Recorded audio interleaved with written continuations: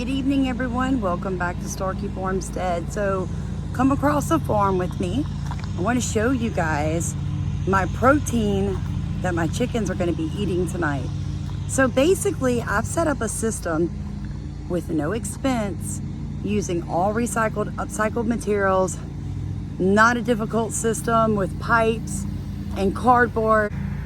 Found a way to set up a cycle to collect black soldier fly larvae with no added expense.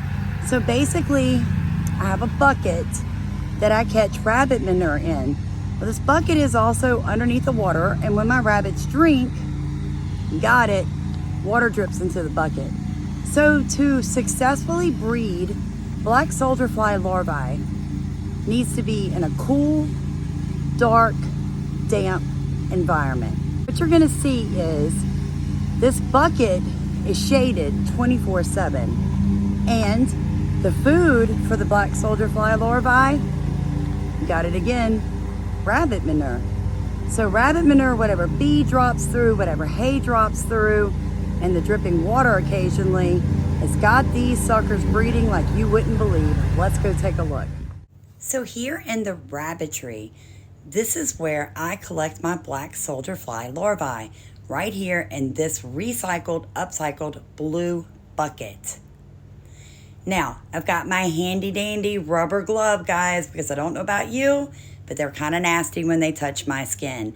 So as I begin to dig in this hay, fur, and rabbit manure, you'll begin to see more and more black soldier fly larvae as I pull them out and set them in this container.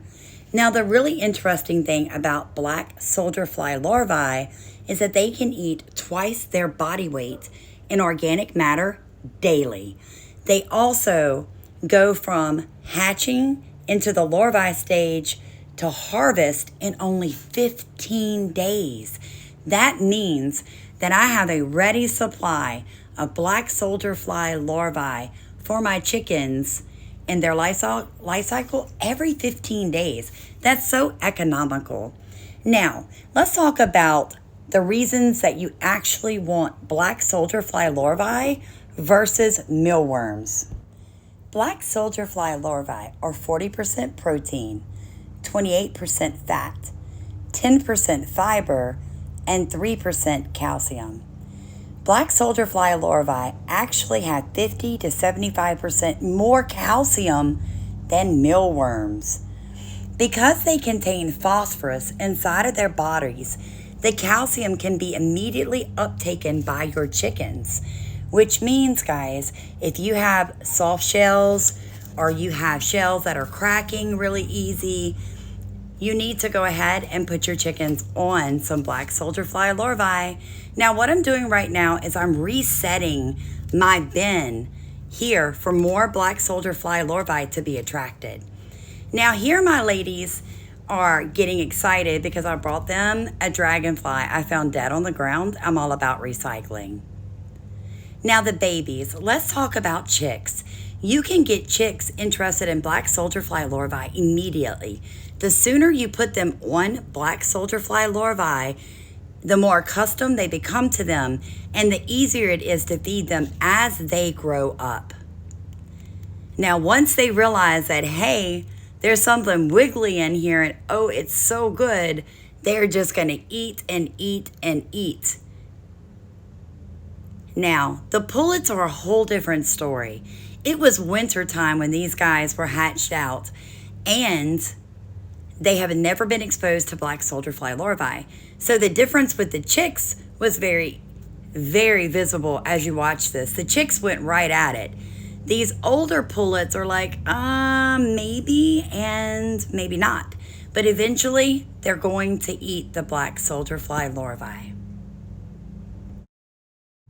As you notice, my established flock of hens and roosters has no problem diving right in. Guys, black soldier fly larvae grow in humid, hot environments. So if you live somewhere where the humidity stays pretty high and you get really warm, hot summers, it's very easy to grow black soldier fly larvae right on your property for your chickens. Now, I do want to point out that 1 handful of black soldier fly larvae actually equals 5 pounds of mealworms when you're talking about calcium content. Not to mention, it cost me absolutely nothing to set this system up. I upcycled, recycled a blue container. I made sure that the manure and the hay and the fur that had fallen into it stayed moist, that the container was never directly in the sun. And as the weather warmed up here in Zone 9A, 9B, Southeast Louisiana, the black soldiers came to me. Now, black soldier fly larvae do not bite. They are not pests.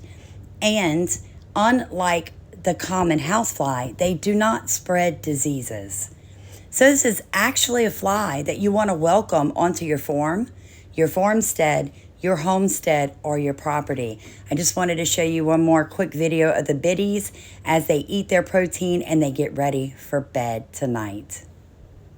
All right, guys, what I hope that you took from this video is you can create a system of sustainability on your farm by working with nature, not against it.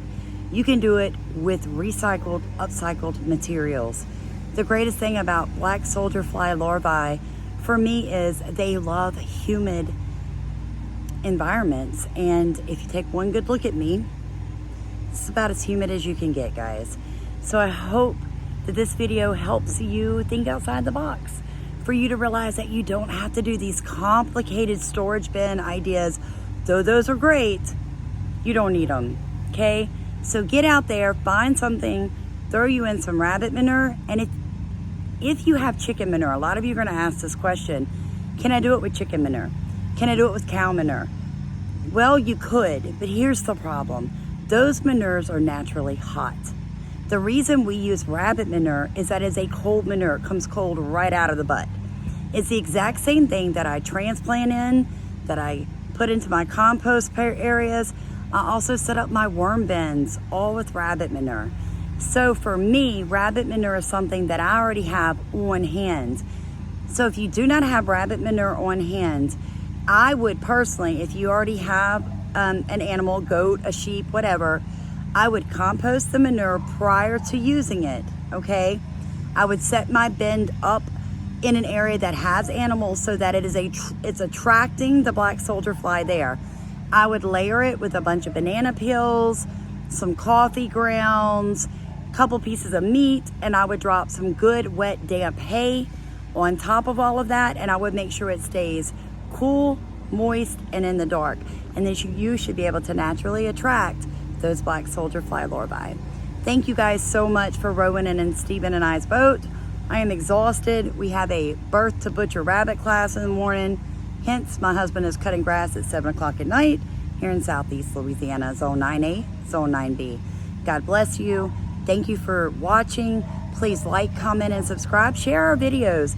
We're all about doing it inexpensively, but correctly, while making that buck. Thank you guys for watching Starkey Farmstead.